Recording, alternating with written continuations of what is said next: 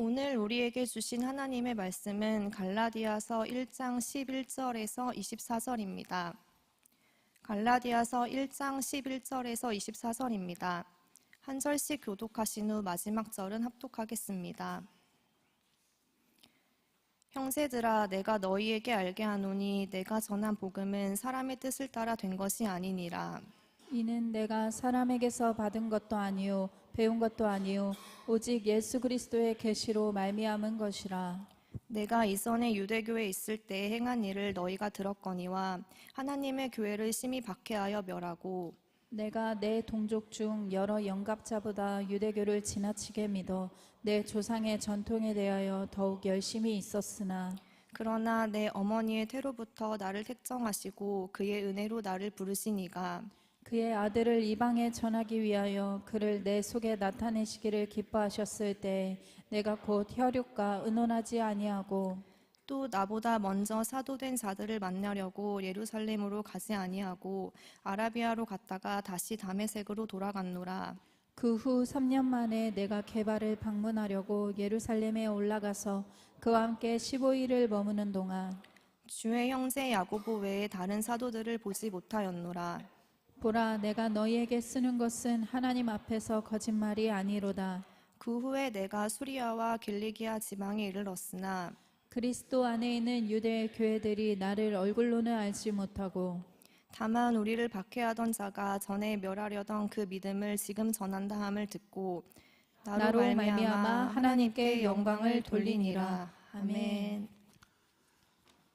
여호와께서는 그 모든 행위에 의로우시며 그 모든 일에 은혜로우시도다. 아멘. 오늘도 거룩하고 복된 주일 청년 예배 자리에 오신 모든 예배자분들을 예수님의 이름으로 환영하고 축복합니다. 여러분, 이 시편 145편의 17절의 말씀처럼 여러분, 하나님께서는 항상 옳으시고 의로우시며 항상 은혜로우신 분이라는 사실이 믿어지는 오늘이 되기를 원합니다.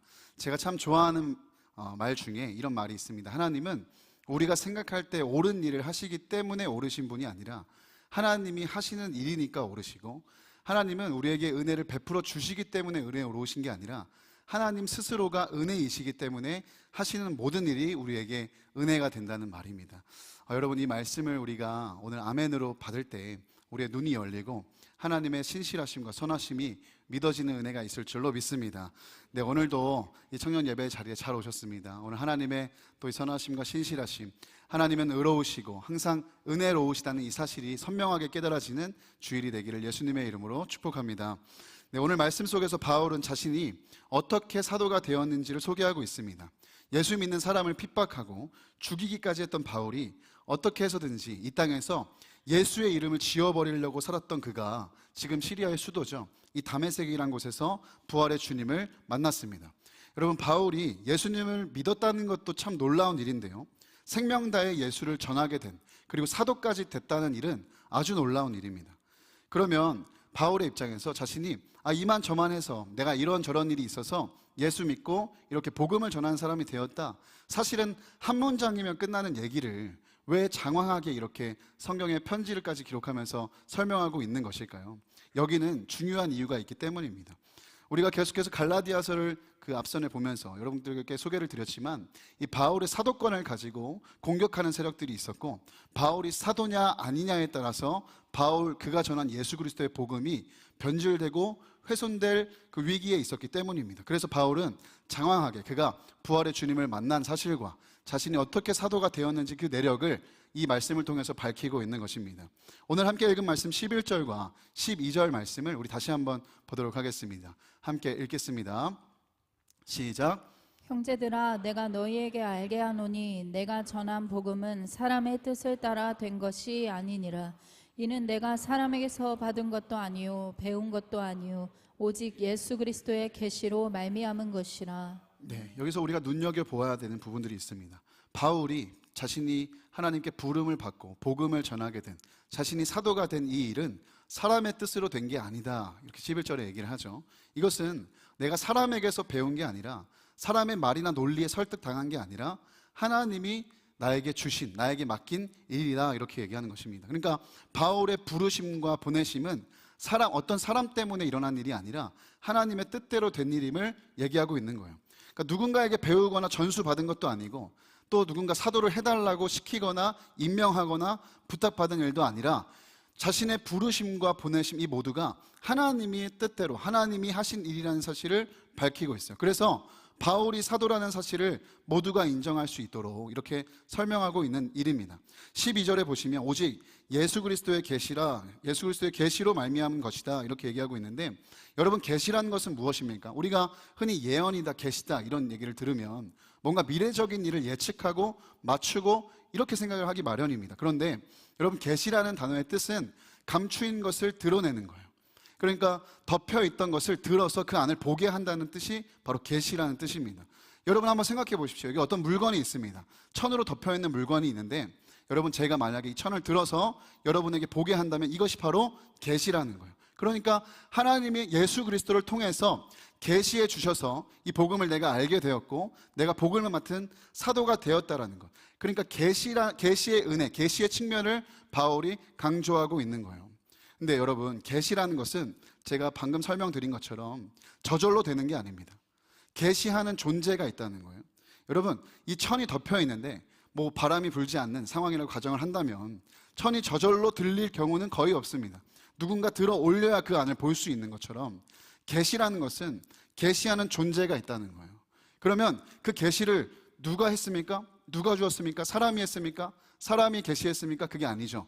하나님이 계시하셨다는 거예요. 누굴 통해서? 예수 그리스도를 통해서. 예수 그리스도를 통해서 진리를 계시하셨다, 나타내셨기 때문에 자신이 복음을 알고 믿게 되었다, 그리고 사도로 보내심을 받게 되었다고 바울은 설명하고 있습니다. 여러분 오늘 저와 여러분에게도 하나님이 이미 동일하게 주신 은혜인 줄 믿습니다. 여러분 이 자리에 여러분 어떻게 오셨습니까? 난 내가 오늘 스케줄링을 해서 내가 마음 먹고 결심해서 결단해서 왔습니다. 내가 왔다 이렇게 말씀하시는 분들이 계실지 모르겠습니다.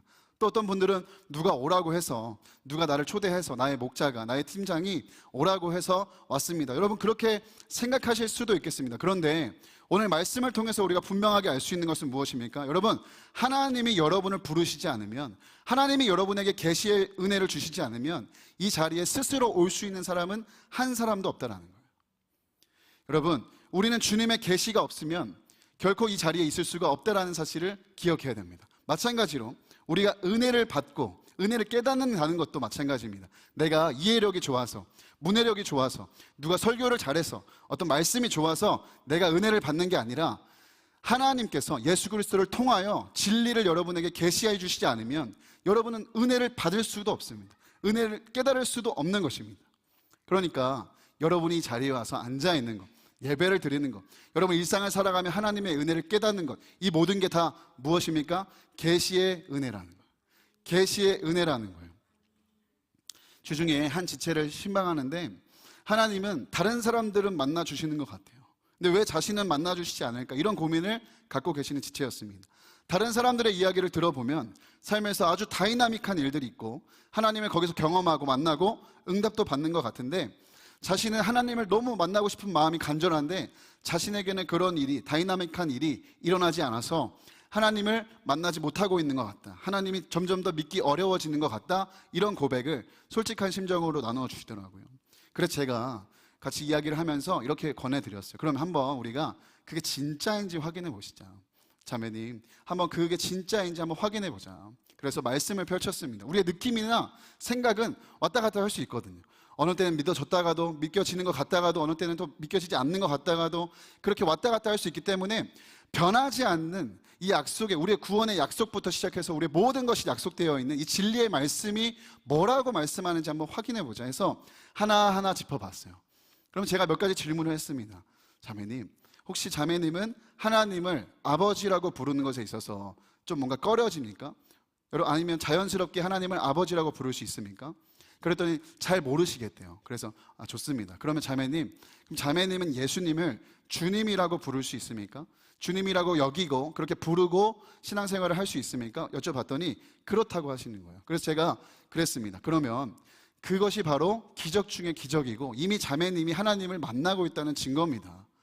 여러분 왜 그렇습니까? 고린도전서 12장 3절에 내가 너희에게 알리노니 하나님의 영으로 말하는 자는 누구든지 예수를 저주할 자라 하지 아니하고 성령으로 아니하고는 누구든지 예수를 주시라 할 수 없느니라. 아멘. 이 말씀에서 뭐라 그래요? 우리 안에 성령이 계시기 때문에 예수님을 주인으로, 주님으로 고백할 수 있다라는 거예요.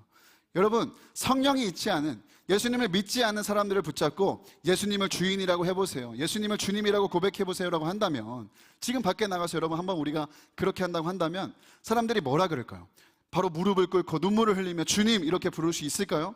없다는 거예요. 우리를 이상한 사람 취급할 겁니다. 에이 무슨 이상한 소리야 이러면서 조롱하고 지나갈 거예요. 근데 우리는 어떻습니까? 주님의 이름을 부르면서 간절히 부르고 간절히 눈물도 흘리고 기도도 합니다. 여러분, 이게 우리가 익숙해서 그렇지 절대 자연스러운 일이 아니라는 거예요. 여기에는 계시의 은혜가 있는 거예요. 여러분에게 예수가 주시라는 것을 깨닫게 하시고 믿어지게 하신 계시의 은혜가 이미 있다는 거예요. 가이사랴 빌립보에서 예수님이 어느 날 제자들에게 물으십니다. 사람들이 나를 뭐라고 하느냐? 그때 제자들이 대답합니다. 선지자입니다, 선생이다, 엘리야다 이렇게 얘기를 합니다. 그러면 사람들은 그렇게 얘기할 수 있지만 나와 같이 동고동락하고 있는, 나의 사역의 현장에 같이 있는 너희는 나를 누구라 하느냐? 예수님이 이렇게 물으셨을 때 우리가 아는 것처럼 베드로가 용감하게 대답하죠. 주는 그리스도시요 살아계신 하나님의 아들이십니다. 이게 마태복음 16장 16절의 고백 아닙니까? 근데 예수님이 그 고백을 받으시고 놀라시고 이렇게 말씀하세요. 17절 말씀에 예수께서 대답하여 이르시되 바요나 시몬아 내가 복이 있도다. 이를 내게 알게 한 이는 혈육이 아니요 하늘에 계신 내 아버지시니라. 아멘. 사람을 통해서 안다는 게 아닌 거예요. 제 아무리 부모라도, 제 아무리 가족이라도 예수를 주라고 주입해서 믿을 수 있는 게 아니라는 거예요. 우리가 오늘 예수님을 구주로 고백하고 주님이라고 고백할 수 있는 것은 이미 성령이 우리 안에 계신다는 증거임을 믿으시기를 바랍니다. 그럼 여러분 보세요. 여러분, 하나님이 여러분을 매일같이 만나주고 계시죠? 여러분 인생 가운데 동행하고 계시다는 거예요. 그럼 다이나믹한 일이 중요한 게 아니라 이미 내 삶 속에 함께하고 계시는 주님을 주목해야 할 일이라는 거예요. 우리가 은혜를 받는 것도 마찬가지라고 얘기했습니다. 오늘 우리가 주님을 만날 뿐 아니라 은혜를 깨닫게 되는 것도 계시하시는 하나님의 은혜예요. 고린도전서 2장 12절 말씀에 우리가 세상의 영을 받지 아니하고 오직 하나님으로부터 온 영을 받았으니 이는 우리로 하여금 하나님께서 우리에게 은혜로 주신 것들을 알게 하려 하심이라. 하나님으로부터 온 영을 받았기 때문에 하나님이 우리에게 주신 은혜를 깨닫게 되는 거예요. 여러분이 말씀 한 구절 여러분 기도하면서 찬양하면서 하나님의 은혜를 누릴 수 있다는 것 자체가 하늘로부터, 하나님으로부터 온 영이 여러분 안에 있다는 확실한 증거인 줄 믿습니다. 우리는 인정해야 돼요. 주님이 계시해 주시지 않으면 아무것도 깨달을 수 없어요. 은혜를 누리는 건 더더욱 불가능해요. 은혜에 대한 감도 못 잡습니다. 만일 여러분이 하나님의 은혜를 깨닫고 누리고 있다면, 단 한순간이라도 그런 걸 경험했다면 하나님이 여러분에게 이미 함께하고 계시고 계시의 은혜를 주고 계시는 겁니다. 여러분, 보아서 아는 게 아니라 볼 수 있는 눈을 주셔서 볼 수 있게 되는 거예요. 우리는 착각합니다. 우리가 보아서 알기 때문에 믿는다 생각하지만 아니라는 거죠. 그것조차 볼 수 있는 눈을 주셨기 때문에 볼 수 있다는, 이걸 은혜로 받아야 됩니다. 주님은 뿐만 아니라 오늘도 우리에게 자신을 계시하고 싶어 하세요. 여러분 그거 아십니까? 우리가 하나님을 만나고 싶어 하는 것보다, 우리가 하나님을 갈망하고 하나님을 알아가고 싶어 하는 것보다 하나님이 우리를 더 만나고 싶어 하시고 하나님이 우리에게 자신을 더 나타내고 싶어 하신다는 거예요. 우리의 사랑보다 하나님의 사랑이 비교할 수 없이 크다는 거예요. 그 사랑과 계시의 절정으로 이 땅에 오신 분이 누굽니까? 예수 그리스도예요. 바로 예수님이 하나님이 우리를 향한 사랑과 그 계시를 참을 수가 없어서 이 땅에 오셔서 만나주신 사건이 바로 예수 그리스도의 성육신인 줄 믿습니다. 그러니까 자신의 전부를 주신 그 하나님께서 오늘도 구하는 자들에게 왜 안 주시겠습니까? 야고보서 1장 5절 말씀에 너희 중에 누구든지 지혜가 부족하거든 모든 사람에게 후히 주시고 꾸짖지 아니하시는 하나님께 구하라 그리하면 주시리라. 아멘. 여러분 지혜가 필요하십니까? 내가 하나님을 알고 싶고 내가 하나님의 은혜를 누리고 싶고 말씀을 깨닫고 싶고 여러분 삶을 살아갈 지혜를 원하십니까? 구하세요. 구하세요. 이미 자신의 전부를 주신 하나님께서 꾸짖지 아니하시고 후히 주실 줄로 믿습니다. 오늘도 여러분 간구하시길 바랍니다. 하나님 나에게 계시의 영을 부어 주옵소서. 지혜를 주옵소서. 하나님의 뜻을 깨닫고 알게 하여 주옵소서. 주님, 나에게 말씀하시고 나타내 주옵소서. 간구하는 자마다 받게 될 줄 믿습니다.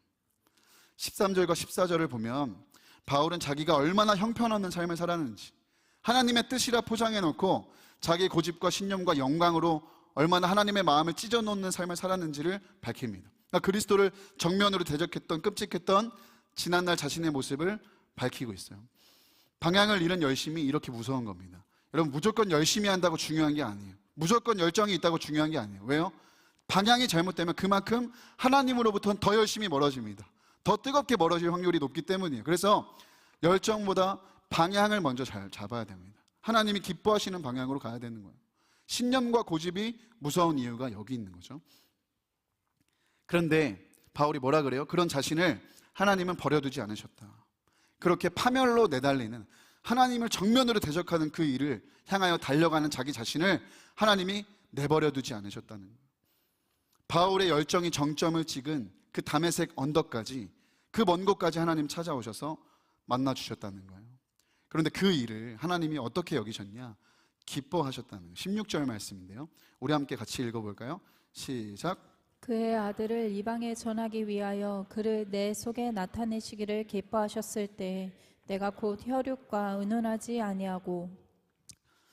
저는 이 말씀을 준비하면서 한동안 이 16절 이 구절 앞에 머물러 있었어요. 왜냐하면 너무 감사한 거예요. 여러분, 오늘도 하나님 앞에 우리의 모습을 비추어 보면, 하나님 앞에 우리가 서면 어떤가요? 우리 무엇 하나 하나님 앞에 이쁜 구석이 있습니까? 여기 있는 그 누가 나는 하나님께 마땅히 사랑받을 만합니다, 마땅히 은혜 받을 만합니다 말할 수 있는 사람이 있습니까? 늘 죄악에 뒹굴고 엉뚱한 고집과 신념을 부리고 주님과 멀어지려는, 교만하여 주님을 대적하는 우리를 하나님 버리지 않으시고 포기하지 않으시고 그 다메섹 도상에까지 찾아오셔서 만나 주신 것만 해도 너무 감사한데, 한두 번 그러는 것도 아니고 우리는 매번 하나님 앞에 그렇게 범죄하고 하나님을 대적하는 우리를 매번 찾아오셔서 그러기가 여간 귀찮은 일이 아닌데, 하나님은 그 일을 어떻게 여기세요? 우리 같아서는 어때요? 계속해서 반복해서 우리를 짜증나게 하고 우리를 대적하는 사람이 있으면 꼴도 보기 싫을 거 아닙니까? 포기해버릴 거 아닙니까? 관계를 끊어버릴 거 아닙니까? 근데 하나님은 어떻게 하셨다고요? 자신을 나타내실 뿐만 아니라 그 일 자체를 기뻐하셨다는 거예요. 내가 주님을 알기도 전에 주님이 나를 먼저 아셨습니다. 내가 주님을 보기 전에 주님은 모태에서부터 우리를 보고 계셨고, 은혜로 부르신 주님이, 나를 그렇게 사랑하시는 주님이 나를 찾아오셔서 부르셨을 때 주님이 뭐라고 말씀하세요? 기뻐하셨다는 거예요. 오늘도 이 자리에 하나님 앞에 나아갈 면목이 없다는 분들은 잘 들으셔야 돼요. 스스로 실망하고 낙심해서 나 같은 것도 하나님 용서해 주시고 사랑해 주실까? 나 같은 것도 하나님 용납해 주실까? 이런 생각하고 계신 분들 잘 들으셔야 돼요. 오늘 말씀이 뭘 얘기하고 있습니까? 하나님이 여러분을 사랑한다는 거. 그거보다 더 나아가서 그런 여러분이라도 하나님이 자신을 나타내셔서 바른 길로 인도하는 것을 기뻐하신다는 거예요. 그 부르심에는 후회하심이 없다는 거죠. 그러니까 우리가 생각을 완전히 전환해 버려야 돼요. 자꾸 사단은 우리가 안 되는 거, 연약한 거, 넘어지는 자리만 보게 합니다. 근데 우리가 생각을 이제 바꿔야 된다는 거예요. 그런 나를 부르시게 기뻐하신 하나님을 쳐다보고 어떻게 하면 하나님을 더 사랑할 수 있을까? 하나님이 기뻐하시는 삶을 어떻게 더 살 수 있을까? 하나님과 어떻게 하면 더 동행할 수 있을까를 고민하는 우리 청년들이 되시길 예수님의 이름으로 축복합니다. 그렇습니다. 우리가 사모하며 따라가야 하는 것, 주목해야 하는 건 오직 예수 그리스도 한 분이에요. 오늘 말씀 속에 그 은혜를 누린 바울은 그 완전한 사랑 앞에 말할 수 없는 충격을 받고 자신의 길을 돌이킨 이 바울은 이후에 어디로 가느냐? 17절 말씀인데요, 함께 읽겠습니다. 시작. 또 나보다 먼저 사도된 자들을 만나려고 예루살렘으로 가지 아니하고 아라비아로 갔다가 다시 다메섹으로 돌아갔노라. 다메섹에서 주님을 만났다가 잠깐 아나니아를 만났다가 다시 아라비아를 통과해서 다메섹으로 바울은 돌아옵니다. 여기서 우리가 눈여겨볼 것은 바울이 이후에 쭉 설명되는 구절들도 마찬가지입니다. 이후에 바울이 이 사람 저 사람 만나려고 기웃거리고 쫓아다니지 않았다는 거예요. 여러분 생각해 보세요. 바울도 얼마든지 이 사람 저 사람 만날 수 있었습니다. 그 당시에 이미 사도들 있었고 자신의 지위와 신분도 있었기 때문에 마음 먹었으면 얼마든지 사람 찾아가서 배우고 만나고 들을 수 있었어요. 그리고 그들이 하는 일을 도울 뿐더러 돕는 것을 넘어서 자신이 하고 싶은 사역들을 전개해 나갈 수 있었겠죠. 사람들과 함께. 그러나 바울은 사람들을 찾아다니지 않아요. 그리고 바로 이 지점에서 바울이 사도로 인정받게 되는 결정적인 근거가 되기도 하는 겁니다. 바울이 사람 보지 않고 사람 의지하지 않고 예수님만 바라보며 쫓았다는 것을 증거하는 거죠.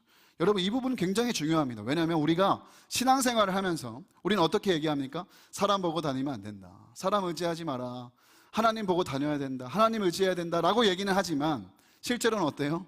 사람을 너무 의지하는 거예요. 사람을 너무 의식하는 거예요. 사람 때문에 상처받고 하나님 앞에 살아간다고 우리가 그렇게 얘기하고 신앙생활도 그렇게 한다 얘기하지만 사람 때문에, 관계 때문에 힘들어서 토라져서 신앙에 금이 가고 흔들리고 이런 일들이 너무 많기 때문입니다. 자꾸 사람을 의식하고 의지하게 되니까 하나님보다 자꾸 사람을 먼저 찾아가요. 그러다 어떻게 됩니까? 상처를 주고 상처를 받기도 하고 갈등하고 다투고 고통하게 되는 거죠. 배신도 당하고 낙심하기도 하고 시험에 들어서 완전히 신앙이 절망하기도 합니다. 여러분, 왜 여러분의 신앙의 뿌리를 사람에게 묻습니까? 하나님께 묶어야 됩니다. 신앙생활은 사람 쫓아다니는 게 아니라 예수님 쫓아다니는 거예요. 우리 청년들 정말 사람 의지하고 사람 쫓지 않길 바랍니다. 사람은 의지해야 하는 존재가 아닙니다. 사람은 사랑해야 하는 존재예요. 사람은 품고 용서해야 되는 존재예요. 왜? 누구도 완전하지 않기 때문이에요. 그러니까 누가 어쨌다 저쨌다 말할 필요가 없어요. 주님만 따라가면 돼요. 주님 말씀만 잘 들으면 돼요. 자꾸 누군가에게 의존하는 마음을 떨쳐버려야 돼요. 우리 청년들에게 정말 부탁하고 싶은 게 있어요. 여러분, 요즘 문화가 그래서 그런지 모르겠지만 여러분, 어른이 뭡니까? 어른. 여러분, 성인이라는 게 뭐예요? 결정하고 신중하게 결정하고 결정했다면 거기에 책임을 스스로 지는 거예요. 근데 종종 청년들을 보면 결정을 자꾸 다른 사람에게 맡기는 청년들이 있어요. 이거 결정해 주세요. 이거 결정을 도와주세요. 저도 선택 장애가 있어서 이게 뭐 음식 고를 때는 맡기긴 합니다. 근데 그 정도가 아니라 나의 중요한 걸음, 나의 중요한 어떤 비전, 진로, 나의 어떤 중요한 걸음을 남에게 자꾸 골라달라고 해요. 순종하는 건 좋아요. 질서와 그거에 순종하는 건 좋지만 여러분, 지나치게 나의 앞길을 다른 사람에게 결정하도록 맡겨버리는 것은 무책임한 거예요. 무책임한 겁니다. 여러분, 하나님 앞에 여러분이 기도하고 여러분이 순종해야 할 일을 왜 사람에게 맡기냐는 거예요. 잘 되면 내가 순종한 거고 안 되면 그 사람 탓하려고 그런 거죠. 이게 심해지면 우리가 엉뚱하게 사람의 종이 자꾸 되는 거예요. 바울 고백처럼 우린 사람의 종이 아닙니다. 그리스도의 종이에요. 근데 사람에게 자꾸 묶여버리고 끌려다니게 되는 거예요. 어떤 분들은 심지어 교회 다니면서도 점치러 다니는 분들이 많대요. 결정해 주니까, 미래를 정해 주니까 안정감을 얻는 거예요. 그래서 교회 다니면서도 점치러 다니는 거죠. 막 용하다는 무당 찾아다니는 거예요. 이 안에 없길 바랍니다. 있으시면 회개하시길 바랍니다. 네, 한번 손 들어보세요, 계신 분들. 네, 아무도 안 계신 줄 믿습니다. 여러분, 타인에게 선택과 결정을 맡기는 일은 아이들이나 하는 일입니다. 성인답지 못한 거예요. 하나님 앞에 여러분, 정말 중요한 문제들은 여러분 기도하고 정직하게 기도하고 정직하게 순종하세요. 누가 어떻게 말했다는 걸 중요하게 생각하는 것보다 주님이 나에게 어떻게 말씀하시는지가 가장 중요합니다. 끝으로 우리는 주님 앞에서 전통과 신념도 고집하지 말아야 돼요. 우리가 예수님 믿는 것이 내 전통과 신념 따르는 거 아니거든요. 14절 말씀에 내가 내 동족 중 여러 영갑자보다 유대교를 지나치게 믿어 내 조상의 전통에 대하여 더욱 열심히 있었으나, 바울은 이렇게 얘기하죠. 자신은 이전에 유대교인 중에 유대교인이었고 전통을 지키기 위해 목숨을 걸었고, 그러나 이제는 어떻게 되었다고 합니까? 그 모든 전통과 신념을 깨뜨리고 예수의 목숨을 건 사람이 되었다. 이전에 갖고 있던 전통과 신념에는 상상조차 할 수 없는 이방인의 사도로 세워졌다, 이 얘기를 하는 거거든요. 여러분, 많은 경우에 우리가 하나님 앞에 걸림이 되는 요소가 있다고 한다면 바로 우리 안에 있는, 우리도 모르는 굳어져 있는, 하나님도 어찌할 수 없는 전통과 신념의 부분이 있어요.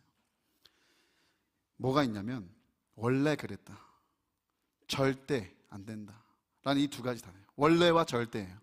여러분, 이건 전통과 신념의 족쇄입니다. 하나님 앞에 여러분 절대라는 건 없어요. 하나님 앞에 원래라는 말은 없는 거예요. 절대 안 된다, 원래 이렇다, 원래 안 된다, 이런 말은 하나님 앞에 우리가 해서는 안 되는 말이에요. 그분은 창조주세요. 그분은 전능자세요. 근거를 가지고 데이터가 있어야 일하시는 분이 아니라 무에서 유를 만드시는 분이라고요. 이전에 그렇게 지금까지 안 됐다 할지라도 오늘 그분은 새로운 우주를 창조하실 수 있는 분이에요. 그분 앞에 우리가 우리의 판단과 경험과 이성을 가지고 이건 절대 안 된다, 이건 원래 이렇다, 이런 얘기를 하지 말아야 되는 거예요. 여러분, 절대는 하나님만 쓰실 수 있는 말이에요. 절대 안 된다는 건 없는 거예요. 제 아내가 절대 자기는 목회자랑 결혼 안 한다 했는데 바로 깨졌습니다. 자, 우리 자매님들 기도할 때 배우자는 목회자만 아니길 바랍니다. 절대 난 목회자랑 목회자랑 결혼 안 합니다. 절대 될 줄 믿습니다. 할렐루야. 네. 때로는 우리 안에 원래와 절대라는 이 전통과 신념이 하나님을 가로막는 걸림돌이 됩니다. 하나님은 자꾸 우리 삶 속에 나에게 새 일을 행하려고 하시는데 내가 스스로 거부하는 거예요. 하나님, 이건 원래 안 되는 거잖아요. 하나님, 이건 절대 안 되는 거잖아요. 사랑하는 여러분, 우리 하나님 앞에 언제나 겸손해야 돼요. 하나님이 하시면 하실 수 있다. 하나님은 언제나 옳은 일을 행하신다. 하나님은 우리 삶 속에 새 일을 오늘도 행하시기를 원하십니다. 여러분의 기도가 정말 믿음의 기도로 세워지기를 원합니다. 여러분, 원래 그렇다고 앞으로도 그럴 거라고 기도조차 안 하는 사람들 반성하셔야 돼요. 다시 기도를 회복하셔야 돼요. 그리고 기도하면서도 이건 원래 이랬으니까 안 될 거라 의심하며 기도하는 분들도 회개하셔야 돼요. 여러분, 믿음의 기도가 역사하는 힘이 큰 줄 믿습니다. 믿음의 기도가 병든 자를 구원하는 줄 믿습니다. 믿음의 기도가 우리의 죄사함을 가져다 주는 줄 믿습니다. 또 사람을 볼 때도 마찬가지예요. 나는 원래 그래, 저 사람은 원래 저래. 여러분, 이런 말을 치우셔야 됩니다. 여러분, 원래 그랬습니까? 저는 아니라고 생각해요. 우리가 세상에서 말할 때 기질은 안 변한다, 다 변해도 이건 안 변한다, 그렇게 얘기하는데 저는 그렇다고 생각하지 않아요. 주님 안에서 사람은 변합니다. 변할 수 없는 것까지도 다 변합니다. 주님 안에서. 저는 그랬어요, 정말. 그리고 여러분도 지금 변해가고 있는 중이라고 생각합니다. 그러니까 저 사람을 보면서 우리가 관계를 포기하지 말아야 된다는 거예요. 저 사람은 원래 저래, 앞으로도 안 될 거야, 절대 안 될 거야, 이런 말을 우리가 치워야 된다는 거예요. 하나님이 만나주시고 하나님 만지시고 하나님이 고치시면 변할 거야. 서로를 믿어주는 우리가 되었으면 좋겠습니다. 바울도 변했잖아요. 사울을 보면서 누가 예상이나 했겠습니까? 사울을 보면서 저 사람이 사도가 될 거라고, 예수를 생명 걸고 전할 거라는 것을 누가 예상이나 했겠어요? 하나님이 하시면 하시는 거죠. 신앙생활 하다 보면 우리가 다메섹을 지날 때가 있어요. 다메섹에서 강력한 충돌을 경험하기도 합니다. 나의 열심과 하나님의 열심이 충돌해요. 나의 방향과 하나님의 방향이 충돌하고 나의 전통과 신념과 이 고집이 하나님의 뜻과 충돌할 때를 만나게 됩니다. 여러분, 그때 우리가 해야 되는 대답은 무엇입니까? 그때 하나님 앞에 우리가 드려야 되는 반응은 무엇입니까? 주님, 그건 아닌 것 같아요. 주님, 이건 안 되는 거예요. 절대 안 되는 거예요가 아니라 순복하는 거예요. 항복하는 거예요. 주님, 그렇습니다. 제가 틀렸습니다. 주님, 아멘입니다. 이제라도 알게 하시니까 감사합니다. 주님은 전능하십니다. 주님 많이 오르십니다. 주께 순복하겠습니다. 나의 것을 깨뜨리고 순복하며 따라가는 저와 여러분이 되기를 원합니다. 다메섹에서 바울은 자신의 모든 것이 산산조각이 났지만 진정으로 산자로 회복되었습니다. 완전히 새 사람을 입게 되었습니다. 그렇습니다. 다메섹이라는 곳은 우리를 새롭게 하시고 완전히 고치시는 하나님의 공간이에요. 다메섹을 지나면서 우리는 깨지고 어긋났던 우리의 모습이 창조 형상으로 회복되어 가는 것을 경험합니다. 하나님이 진짜 기뻐하시는 삶, 하나님께 영광을 돌리는 삶을 살게 되는 거예요. 그래서 1장 23절과 24절에 다만 우리를 박해하던 자가 전에 멸하려 하던 그 믿음을 지금 전한다함을 듣고 나로 말미암아 하나님께 영광을 돌리니라. 다메섹은 우리의 영광이 제자를 찾아가는 곳이에요. 이전까지 나를 드러내고 나의 영광을 위해 살았던 나의 모든 삶이 이제는 정말로 우리가 그렇게 노력하지 않아도 자연스럽게 성령에 이끌려서 하나님의 영광을 위해, 하나님의 의를 위해, 하나님 나라를 위해 살도록 조정되는 공간이 다메섹이에요. 진짜 우리가 살아가야 할 인생의 목표와 방향을 발견하는 곳이 다메섹이에요. 그래서 바울은 평생의 소원이 무엇입니까? 빌립보서 1장 20절 말씀에 살든지 죽든지 내 몸에서 그리스도가 존귀하게 되게 하는 것. 살든지 죽든지 그리스도가 존귀하게 되는 것이 바울의 유일한 꿈이자 소원이었다는 거예요. 바울의 꿈이 무엇입니까? 대단한 사역을 하는 게 꿈이 아니에요. 교회를 많이 세우는 게 꿈이 아니에요. 많은 사람을 끌어모으는 게 꿈이 아니고 선교를 많이 하는 것조차도 꿈이 아니에요. 바울의 꿈은 한 가지입니다. 예수 그리스도. 예수 그리스도가 존귀하게 되는 것. 여러분의 소원은 무엇입니까? 여러분의 꿈은 무엇입니까? 여러분 다메섹을 통과하셨습니까? 여러분 무엇을 갈망하며 살아가십니까? 여러분 인생 속에서 그저 어떻게 하면 더 많이 벌 수 있을까? 더 높은 자리에 올라갈 수 있을까? 더 많은 것을 이룰 수 있을까? 여러분 이 정도의 소원만 갖고 살아가지 마시기를 바랍니다. 오늘 여러분 다메섹을 통과하여 그 부활의 주님을 만나 여러분의 꿈과 소원이 예수 그리스도가 되기를 원합니다. 예수 그리스도가 존귀하게 되는 것, 내 삶을 거쳐, 내 삶의 모든 영역을 거쳐 예수 그리스도가 존귀하게 되는 것이 우리 모두의 꿈이 되기를 원합니다. 사랑하는 여러분, 이 다메섹은 바울만 지나간 곳이 아니에요. 교회사 속에 수많은 사람들이, 믿음의 선진들이, 그리고 우리가 이 자리에 있는 모든 분들이 다메섹을 지나왔습니다. 그 중에 대표적인 한 사람은 여러분이 잘 알고 있는 마틴 루터라는 사람이죠. 종교개혁가 마틴 루터는 하나님을 몰랐던 사람이 아니에요. 오히려 하나님을 너무 잘 믿고 싶어 했고 더 알아가고 싶어 했던 사람이었습니다. 그는 수도사였고 금식도 했고 율법도 지켰고 철저히 고해했고 누구보다 하나님을 사랑했던 사람이에요. 누가 보기에도 자타공인 그는 흠잡을 데 없는 신앙인으로 살고 있었습니다. 근데 그가 당시에는 거룩한 계단이라 그래서 무릎을 오르면서 주기도문을 하면 이 연옥이라는 공간, 카톨릭엔 연옥이 있습니다. 그 중간 바로 이렇게 사후세계를 가는 게 아니라 중간 거점인데 무릎으로 계단을 올라가면서 주기도문을 외우면 그 연옥에 있는 영혼을 구원할 수 있다고 믿었어요. 그래서 루터 역시 그 무릎으로 계단을 기어 올라가기 시작합니다. 그러다가 갑자기 로마서 1장 17절 말씀이 루터를 때렸어요. 의인은 오직 믿음으로 말미암아 살리라. 그 말씀이 심령에 울려 퍼졌어요. 거기서 루터가 깨지게 됩니다. 산산조각이 나요. 그가 갖고 있었던 열정과 방향과 모든 목표와 이 모든 신념들이 다 무너져요. 이후에 예수 그리스도의 십자가 은혜를 깊이 만나고 그가 회심하게 됩니다. 훗날 루터는 이렇게 고백해요. 나는 의로우신 하나님을 사실은 사랑하지 않았다. 오히려 미워했었다. 왜? 아무리 노력해도 하나님 만족하지 않는 것 같고 아무리 애써도 더 요구하시는 것 같고 율법으로 전통으로 자기 이유로 신앙생활을 아무리 열심히 해봐도 나를 몰아붙이는 하나님이라고 한다면 내가 하나님을 사랑할 이유를 발견하지 못했다. 그렇게 절망하던 어느 날 나는 복음을 깨달았다 라고 얘기하면서 바울이 이런 얘기를 해요. 하나님의 의라는 것은 내가 쌓아 올리는 게 아니라 하나님이 은혜로 주시는 것이라는 걸, 하나님이 은혜로 나에게 주시는 것이라는 것을 깨닫고 나는 그것을 깨닫는 순간 마치 천국의 문이 열리는 것을 경험했다는 거예요. 사랑하는 여러분, 이게 바로 다메섹의 루터의 고백이에요. 다메섹을 지난 루터의 고백. 하나님을 몰라서가 아니라 자기 방식으로 하나님을 믿고 있었던, 전통과 신념, 자기의가 산산조각이 나서 다시 하나님께서 복음으로 그를 살리셨던 다메섹에서 루터의 고백이었습니다. 다메섹은 죄만 돌이키는 곳이 아닙니다. 잘못된 신앙, 잘못된 열심, 잘못된 고집과 전통과 신념이 깨지는 곳이에요. 그리고 우리를 새롭게 하시는 곳입니다. 여러분, 다메섹은 고통스러운 것이 아니에요. 계시의 은혜가 임하는 곳이에요. 내가 알아야 하는, 깨달아야 하는 복음의 진리가 선명하게 새겨지는 것이에요. 주님이 덮인 것을 보게 하시는 자리예요. 그리고 우리는 거기서 고백하는 거예요. 하나님이 은혜로 나를 부르셨다. 전적인 하나님의 은혜이구나. 다메섹을 통과하면 예수님만 쫓는 삶으로 우리의 삶이 정렬됩니다.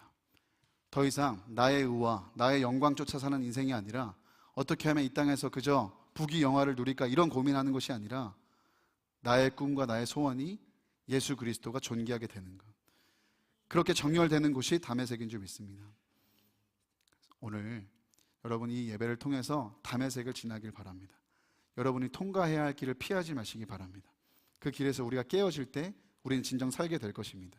우리가 무너질 때 우리는 세워지게 될 것입니다. 우리가 낮아질 때 우리를 통해 예수의 이름이 존귀하게 될 줄 믿습니다. 오늘 우리 하나님 앞에 이렇게 기도했으면 좋겠어요. 하나님, 오늘 다메섹을 지나게 하여 주옵소서. 나에게 계시의 영을 주셔서 깨닫게 하여 주옵소서. 말씀하여 주옵소서. 하나님이 나에게 주신 은혜로 주신 것들을 은혜로 받고 은혜가 믿어지게 하여 주옵소서. 더 이상 사람 의지하고 사람 쫓아다니지 말게 하시고 예수님만 따라가게 하여 주옵소서. 내 전통과 고집과 신념을 주님으로부터 벗어난 이 고집을 주님 깨뜨려 주옵소서. 내 삶을 통하여 예수 그리스도가 가장 존귀하게 되는 하나님 영광 받으시는 삶이 되게 하여 주옵소서. 우리 다 같이 자리에서 일어나서 찬양하고 기도하며 나아가겠습니다. 함께 고백하겠습니다. 하나님의 부르심에는 하나님의 부르심에는 후회하심이 없네. 내가 이 자리에 선 것도 주의 부르심이라. 하나님의 부르심에는 결코 실수가 없네. 나를 부르신 하나님의 진실하심을 믿네. 작은 나를 부르신 뜻을 나는 알 수 없지만 오직 감사와 순종으로 주의 길을 가리라. 때론 내가 연약해져도 주님 날 도우시니 주의 놀라운 그 계획을 나는 믿으며 살리. 날 부르신 뜻 내 생각보다 크고 날 향한 계획 나의 지혜로 증명 못하나. 가장 좋은 길로 가장 완전한 길로 오늘도 날 이끄시네. 다시 한번 처음부터 고백하겠습니다. 하나님의 부르심에는 후회하심이 없네. 내가 이 자리에 선 것도 주의 부르심이라. 하나님의 부르심에는 결코 실수가 없네. 나를 부르신 하나님의 진실하심을 믿네. 작은 나를 부르신 뜻을 나는 알 수 없지만 오직 감사와 순종으로 주의 길을 가리라. 때론 내가 연약해져도 주님 날 도우시니 주의 놀라운 그 계획을 나는 믿으며 살리. 고백합니다. 날 부르신 뜻 내 생각보다 크고 날 향한 계획 나의 지혜로 증명 못하나. 가장 좋은 길로 가장 완전한 길로 오늘도 우리를 부르신 주님을 기억하며 우리 다시 고백합니다. 날 부르신 뜻 내 생각보다 크고 날 향한 계획 나의 지혜로 증명 못하나.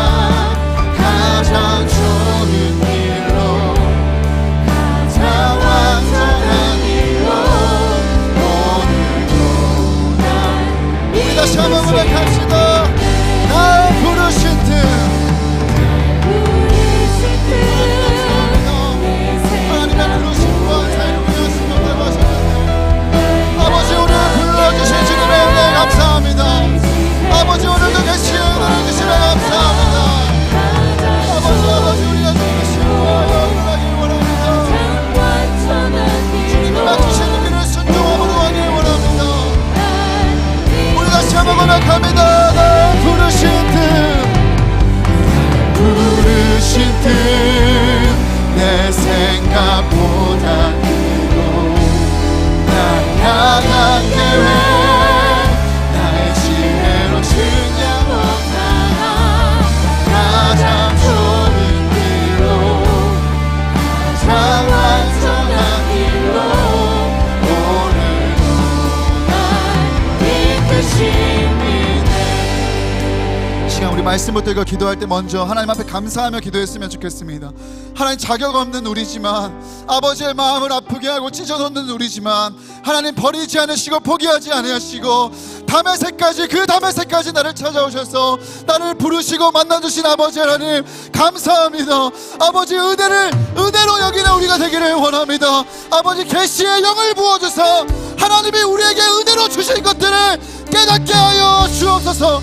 우리에게 이미 주신 은혜로 감사하는 우리가 되게 하여 주옵소서. 우리 주님의 이름 부르고 기도하며 나아갑니다.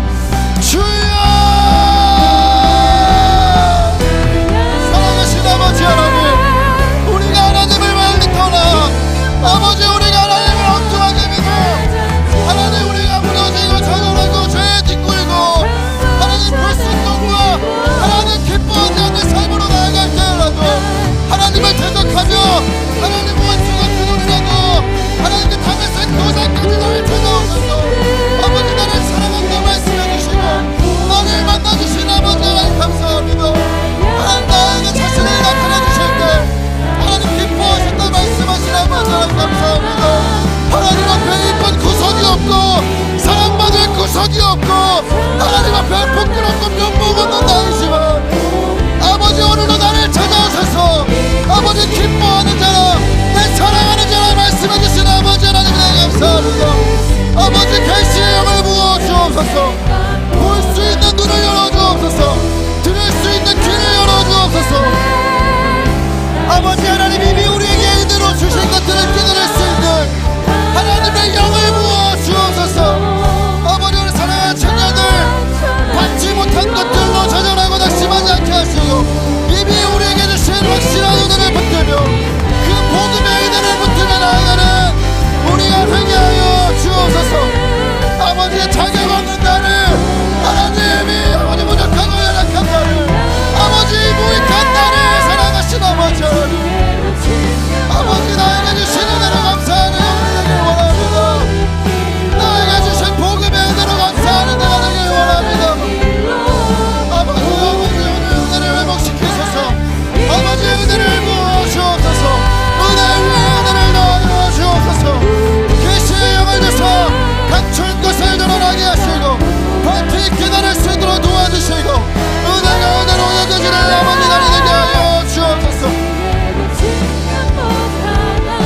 아버지 하여 주옵소서.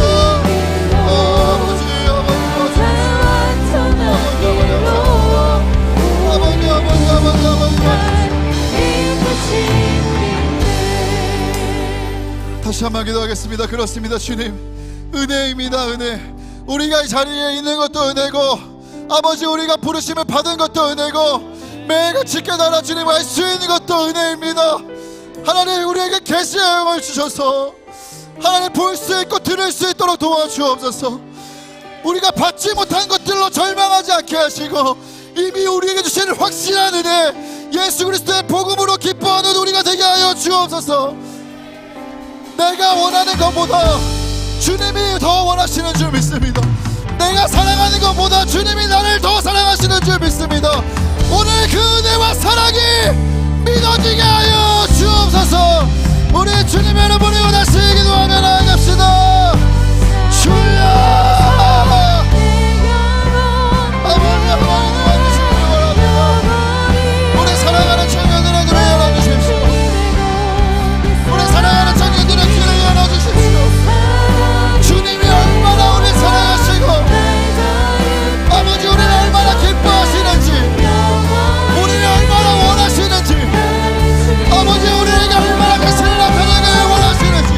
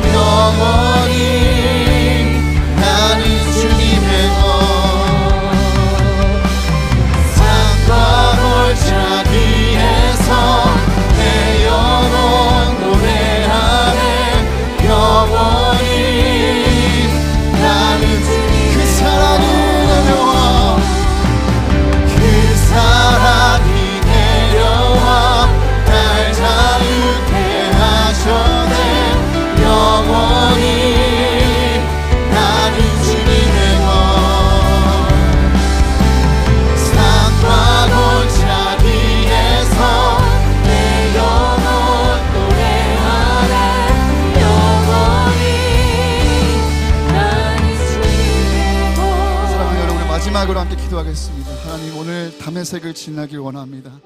거기서 나의 엉뚱한 열심과 전통과 고집이 깨어지고, 하나님, 내가 깨뜨려지고, 주님이 나를 새롭게 하시는, 나를 새 사람으로 회복시키시고 창조의 형상을 빚으시는 그 다메섹을 내가 통과하기를 원합니다. 아버지, 바울처럼 또 루터처럼 나의 잘못된 자아가 깨지고 예수로 살게 되는, 예수만 존귀하게 되는 삶이 되도록 오늘 내가 다메섹을 지나게 하여 주옵소서. 주님 앞에 원래라는 말은 없습니다. 절대라는 말을 내려놓습니다. 하나님, 내 삶 속에 새 일을 행하여 주옵소서. 하나님, 마음껏 역사하여 주옵소서. 하나님이 하시면 하십니다. 내 삶 속에 새 일을 행하사 예수 그리스도가 가장 존귀하게 되는 삶을 살게 하여 주옵소서. 우리 주님의 이름으로 마지막으로 기도합시다. 주여, 사랑하신 아버지 하나님, 아버지, 우리는 오늘 모두가 다메섹의 언덕을 지나기 원합니다. 거기서 우리는 구원의 주님을 만나고, 아버지, 우리의 엉뚱한 신념과 고집과 엉뚱한 열심이, 아버지, 그 잘못된 방향이 인생의 목적이 변화되고 수정되고 다 깨뜨려지고, 주님이 우리를 빚으시는 대로, 주님이 우리를 새 사람으로 빚어가시는 대로, 하나님, 우리가 새롭게 빚어지는 창조의 영상을 회복하는 그 다메섹을 통과하기를 원합니다. 주님 앞에 내려놓지 못하는 것, 주님 앞에 깨뜨리지 못하는 것, 하나님, 주님 앞에 원래와 절대라는 고집과 신념으로 주님 앞에 깨뜨리지 못하는 것이 있다면, 아버지, 오늘 이 시간 모두 깨뜨려 주옵소서. 남김없이 산산에 부서지게 하여 주옵소서. 주님 없는 삶으로 살아가게 하시고, 아버지, 도와주옵소서. 다메섹을 지나게 하여 주옵소서. 나의 열심히 방향을 찾게 하시고, 나의 영광이 제자리를 찾게 하시며, 하나님의 뜻과 나의 뜻이 하나가 되는, 아버지, 다메섹을 지나게 하여 주옵소서. 그리하여 나의 삶을 통하여 그리스도가 가장 존귀하게 되고 하나님이 영광 받으시는 삶을 되게 하여 주옵소서.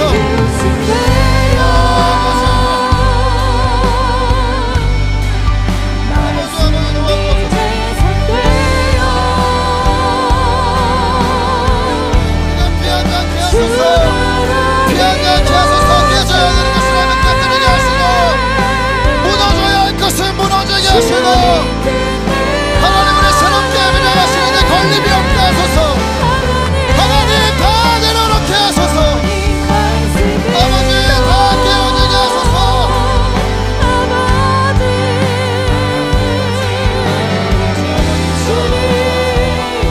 우리가 달려갑니다. 나 달려갑니다.